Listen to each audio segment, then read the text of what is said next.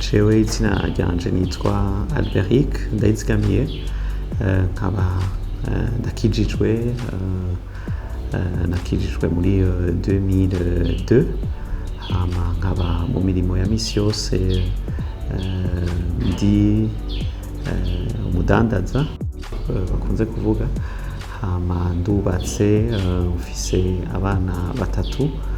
Yego, nibaza ko ari ivyo nshobora kubona uvuga.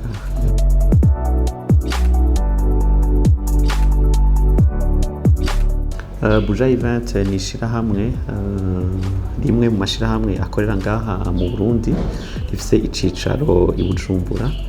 Hanyuma mu kazi ka misi yose tukaba dukora ibijanye ndavyite ama evenement, ntibiriko biraza n'ingoga mu Kirundi canke ingene twoca tuvyita, mugabo ama evenement. Hama tukaba duherekeza amashirahamwe canke abantu batandukanye mu gushobora kumenyekanisha ibintu vyabo, canke gushobora gufasha abantu kunezerwa, canke no mu bindi vyose, haba ibikorwa igihugu kiba kiriko kirategura kijanye no gushobora gushikira abantu benshi. Yego, nivyo dusanzwe dukora mu kazi ka misi yose. Hama hakabaho n'ibindi biba bijanye n'ico gikorwa nyene mu nteguro, ivyo bita construction métallique, no kuvuga haba ivyo twihingurira twebwe canke ibindi dusubiramwo kugira ngo dushobore kuba twobishira ku rugezo bishobora kuba vyodufasha.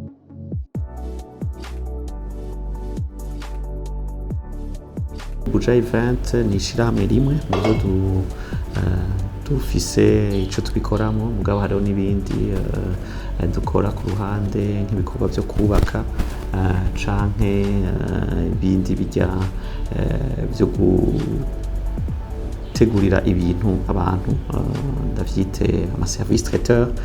Yego, ivyo nivyo dukora. Hanyuma aussi nk'umudandaza, ahantu hose tuba tubona tuti woshobora gushiramwo umutahe aha canke hariya, vyoshobora kugira inyungu bizana, kuvuga mu majambo make nk'umu investisseur. Jewe ibintu bijanye n'urudandazwa nabitanguye kera gose nkiri umwana mutoya, nibaza ko ntari bwashikana imyaka 10. Bimwe umwana ivyo bita kuyuba, usanga wewe akina canke akora utuntu duto tumuzanira amafaranga, novuga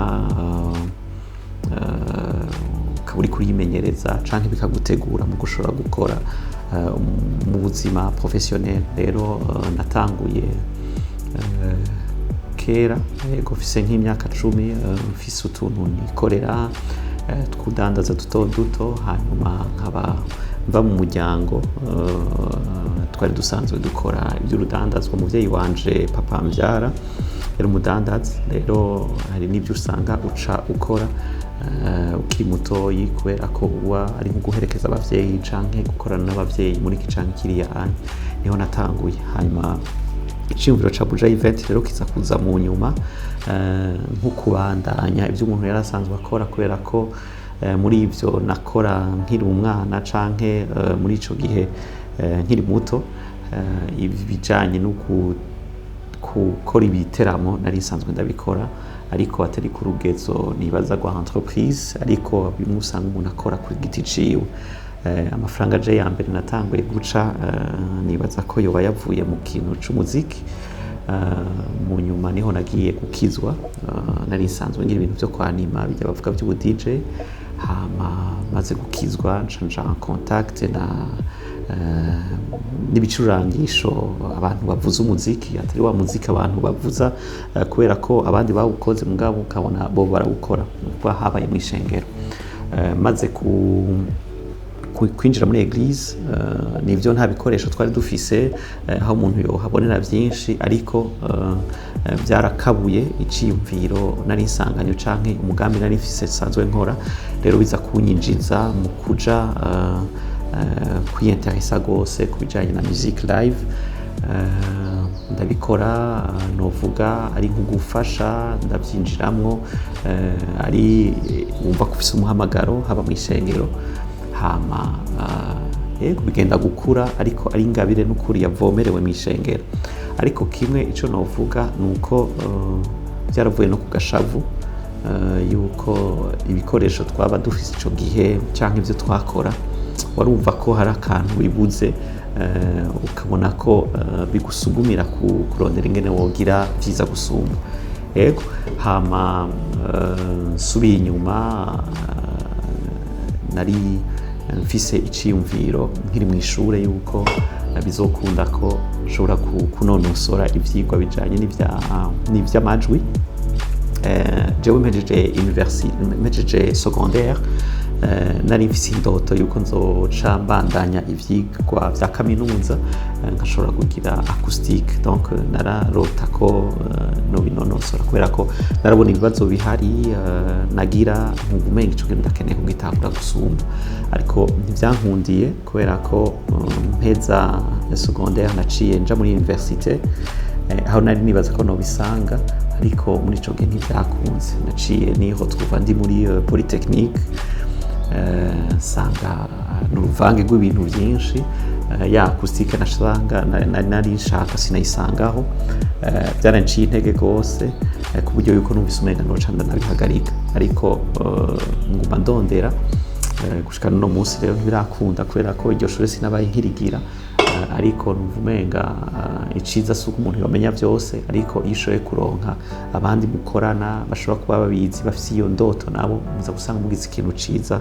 gusumba. Rero undi muri ibyo kandi nkaba ndabinezerewe, nkaba ndabikunda. Nibaza ko niko Buja Event yagiye kuvuka. Ubu rero iri ngaho kandi n'ukuri turashima Imana aho yabitugejeje.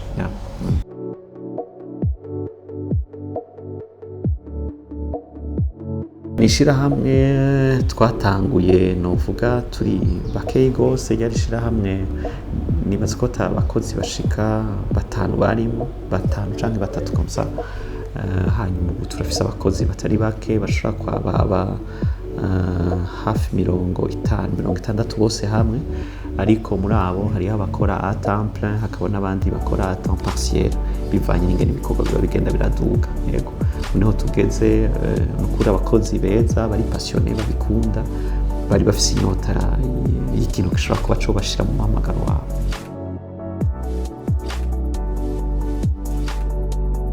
Umuziki wa gospel, umuziki kuri jewe nukuri uri ahantu hameze neza kubera ko dufise ndavyite nk'ibihangange batubanjirije canke bakoze bigashimwa mu myaka iheze, kandi n'ubu hariho ababandanya ubona ko ibikorwa vyabo bibandanya bigaragara. N'umuziki ufise novuga kazoza gose kubera ko barafise nibaza byinshi barabirako, barafise abo barabirako. Rero ndavye muri kahise nkaraba no muri kazoza, n'umuziki n'ukuri twebwe turashima kandi turazi neza yuko ari igikorwa kitoroshe, mugabo nibaza ko bahangana n'ibintu byinshi kugira ngo bishobore kuba vyoshika tukaronka resultat nk'izo turonka. Ibibazo ntibibuze, amadefi ntashobora kubura mu kintu cacu cose parce que ikintu iyo kiriko kirakorwa niho uza kubona ingorane aha canke hariya. Sinobavugira ibyo batantumye, ariko ndazi ko bashobora kuba bagwana n'ibintu byinshi, ariko turashima Imana ko bibandanya. Hanyuma igikorwa c'Imana kigira amadefi yacu, turabatera intege yuko bobandanya, kandi hari ibyo dushoboye n'ukuri duhora tugerageza kugira ngo bishobore kuba vyobandanya bimeze neza.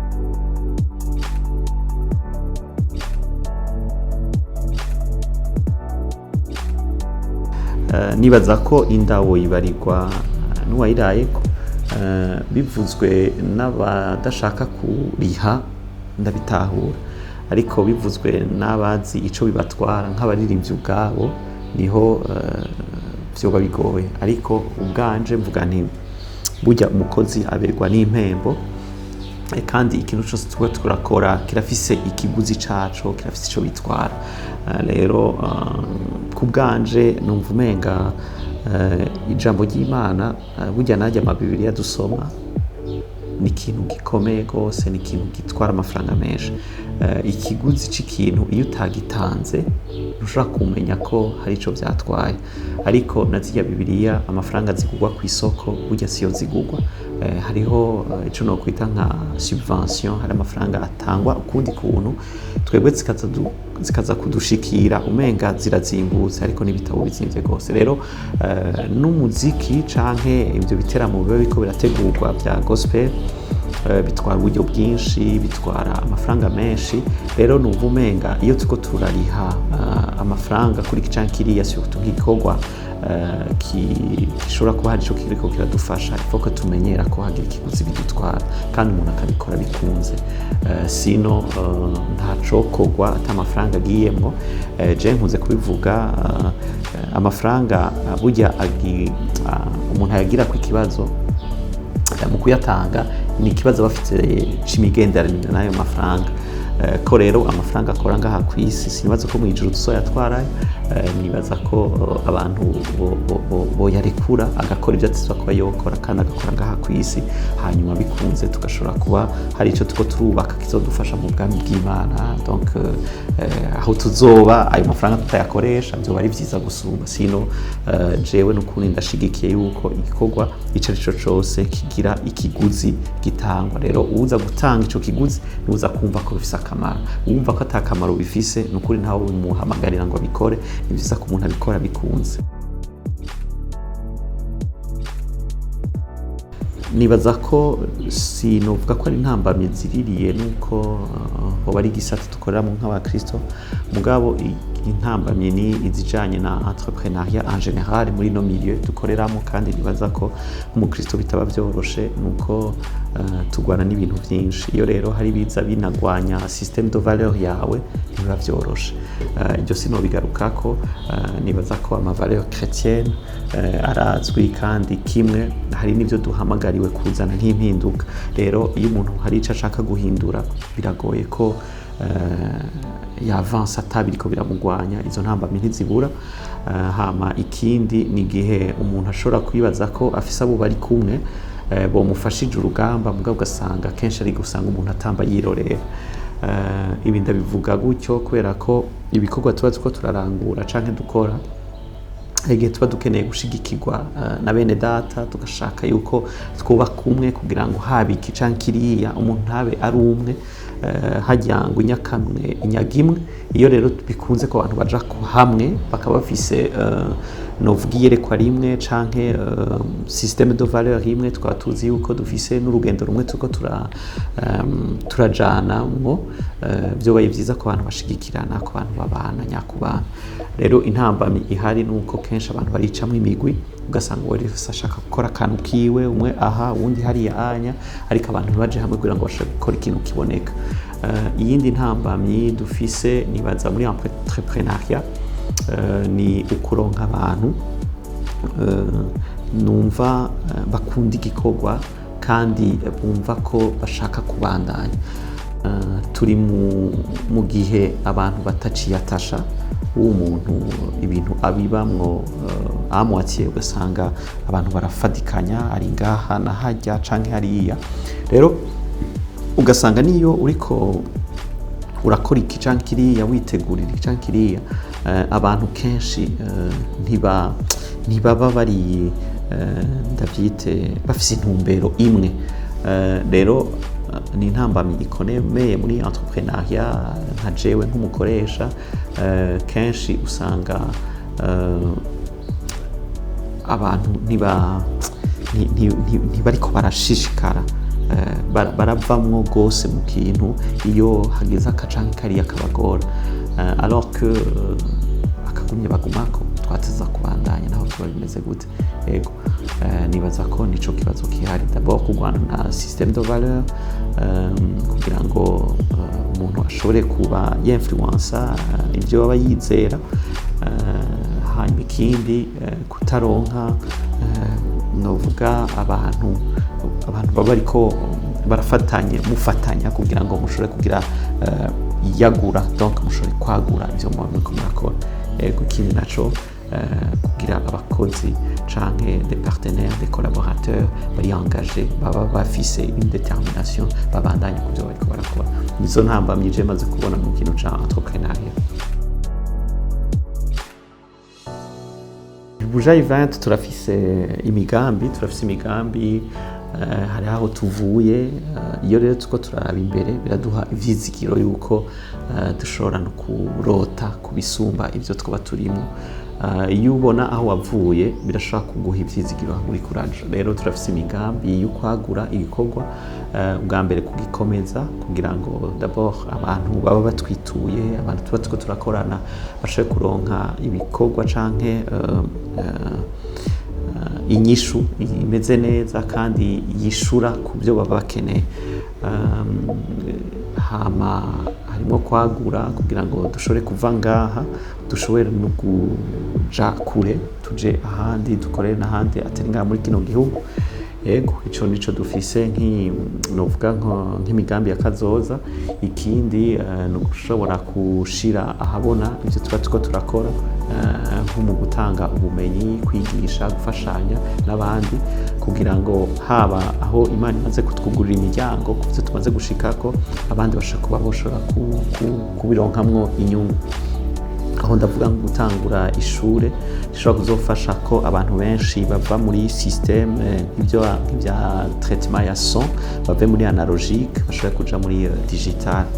Turashaka gutanguza iryo shure muri kazoza no muri kahafi, gutyo bizodufasha ubwa mbere ko haba kubaba bariko barakora bimeze nk'ibyo tuko turakora baje ku rundi rugezo, kubera ko abo twitangiye imbere bashobora kugira ico botwungukako. Hama aussi no gushobora guforma abantu benshi bashoboka kugira ngo binakunze hashobore kubonekamwo ama opportunité yo kuronka ubuzi, kubera ko ico kintu turakigira ku ikibazo gose muri domaine, kubera ko usanga bakora igikorwa ari umwe canke babiri. Rero hamaze kuja mu ivyo kwagura bica bigorana ko dushobora kuronka abantu twikorako. Hari n'igihe bihora bisaba ko twikora ku bantu bari hanze y'igihugu, ivyo byose byotuma ko tuca tugabanya canke ntibisubire ko hagira abantu dusobera kuzana babavuye hanze mu gihe abo dufise bo bamaze kuronka ubumenyi bukwiriye. Iyo niyo migambi dufise y'akazoza. Hama ikindi ni no gushobora gufasha abantu bafise ingorane mu bijanye n'ama equipment, tugashiraho systeme bashobora kuyaprovisiona bakaronka ibikoresho bimeze neza bishobora kubafasha mu bikorwa vyabo. Ivyo nivyo dushaka kuba twoshiraho kugira ngo abantu boroherwe, abantu turi kumwe muri domaine canke abantu bahora badukenera natwe tugira akarusho dushobora kuba twobazanira. Imigambi iriho ariko mu byo twateguye hariho ibibazo twagiye tugira navyo tukabona utunega canke hariya. Rero tuko turitaza tuko turitegura kugira ngo ntibibe gusa gutegura ibiteramo, mugabo tunarabe mbega nakahe karusho biza kuzana pahapo izi nteguro zari zisanzwe zihari. Hanyuma n'ikindi mbega umuririmbyi w'umurundi niki kashobora kuba yokungukiramo, kubera ko ahantu uri kurakorera hariho mission Imana baraguhaye kugira ngo hagire ico ushaka kuba wozana.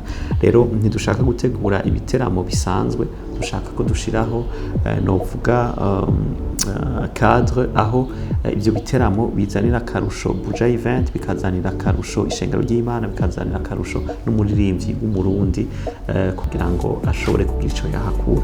Rero ibyo biteramo biriho kandi twaragerageje kurondera abantu benshi dushobora kuba twoza turakorana. Hari n'abatwemereye kudushigikira no mu bijanye gushobora gutangura kudufasha kugira ngo n'abaririmbyi b'abarundi bidategurirwa ngaha gusa ibyo biteramo bashobora kuba bona bigira no hanze, abaririmbyi b'abarundi bagasohoka bagashobora kugira ibyo biteramo no hanze. Rero sinovuga ngo notanga amatariki ngo canke kiriya ngo kizoba ryari, ariko vuba hashoboka tuko turitegura kugira ngo habe ivyo biteramo bifise akamaro n'akarusho bizana. Ikindi naco n'abarundi dushobore kubashigikira no kubafasha kugira ngo basohoke bashobore kuba nabo baja kumenyekanisha ibikorwa bariko barakora aho hanze. bivanye n'uwo mugambi dufise wo kurondera ingene twokorera hanze hashoboka, nibaza ko ntitwotwara gusa produit service, mugabo turashaka gutanga aussi na produit artiste aho twaba turagenda.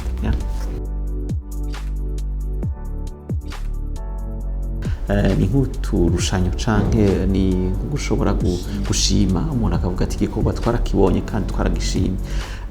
Buja Event iriko irabitegura vuba ku mugaragaro ngira tuzobibamenyesha.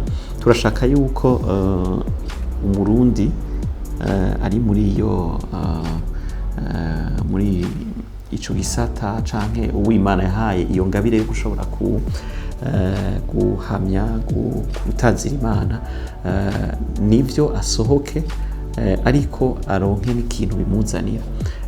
Ivyo iyo tuvyiyumvira tuba tuyumvira ukungene dushobora d'abord abo bantu kubakura mu mugwi, kubera ko ntivyokoroha gushobora gutora abo bantu, ariko ivyo biciye mu ihiganwa hakaboneka abashobora kudufasha kumenya ati uyu n'ukuri yarakoze birashimwa, igikorwa ciwe caragaragaye canke kirafise ubuhinga kanaka, biradufasha no kumenya ninde mbega iyo award aca yironka. Rero ni ibintu bisaba kuba integuro nini kandi bisaba uburyo bwinshi, ariko kiri mu byo turiko turiyumvira, kiri muri byo turiko turategura bitiza kuzoba kugira ngo ayo ma award, ibyo bintu tuba tubona abandi bibatera intege, bigatuma n'umuntu abona ko ashobora gushiramo ingufu kubera ko ico gikorwa kizogaragara kandi kigashigikirwa, arashiramo ingufu nawe.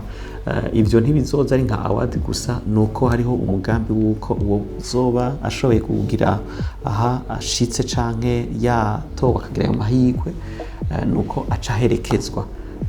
Urumva vyogorana kuri kujya twako turavuga ko hari abantu twosohora bakaja hanze, mbega twabatoye gute.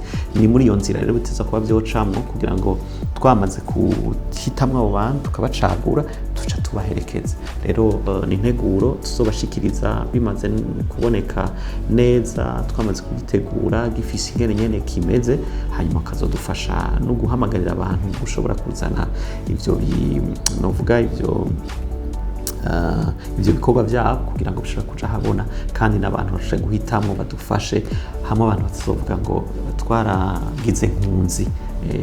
Rero bizoheza bigaragara ico kirimwo, kandi n'ukuri nibaza ko bizogenda neza.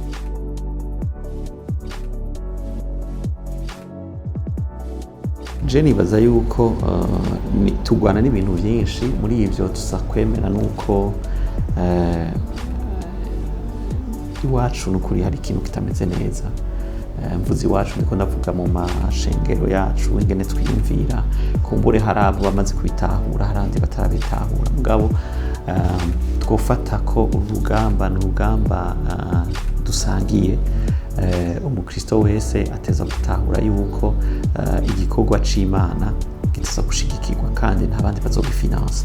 Iyo turiko turategura ivyo dutegura, iyo tugiye muri ayo mashirahamwe ya canke hariya, biragaragara yuko ivyo bikorwa ntibabishigikira gose, kubera ko benshi mu mashirahamwe baba bafise novuga ingingo bagenderako. Muri ivyo birababuza kuja mu kintu cose gishobora gutuma umenga kiza kwitwa ikumira.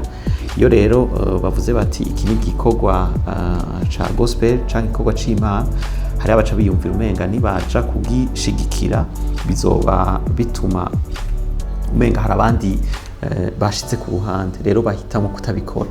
Rero iyo ico gikorwa kitaronse abo gishigikira bene co, numva umenga kiba kiriko kiramererwa nabi kubera ko abandi ntibabishigikira.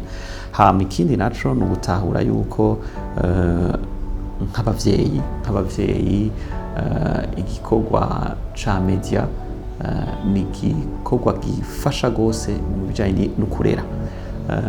Ivyo umwana abona nivyo aba, kandi uravye umwanya abana bamara bari expose kuri ibi canke biriya, ndavuga nko ku ma écran canke indirimbo bumviriza, uza gusanga uri umuvyeyi ari responsable, naho uvuga uti ibi bintu sindimwo gose, wotahura ko kazoza k'umwana, kazoza ku ruvyaro rwawe kari mu gushobora gushira umutahe muri ivyo bintu vyiza bizoshobora gutuma umwana agira hashitse kandi bikanamukingira n'ibintu byinshi usanga bigenda bitera urwaruka.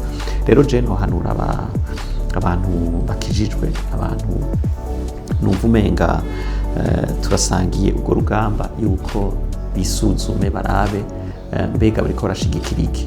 Nibyo kenshi ari igihe bavuga ngo ibi birabatwara amafaranga ha canke hariya, mugabo je numva umenga nk'icokora ku mwana wanje n'ukuri ndi prêt gutanga ico shoka cose kugira ngo ndamutegurire kazoza. Rero ako kazoza keza nta handi kava atari mu byo uri kuraraba usuzuma neza niki ku mwana ariko arakonsoma.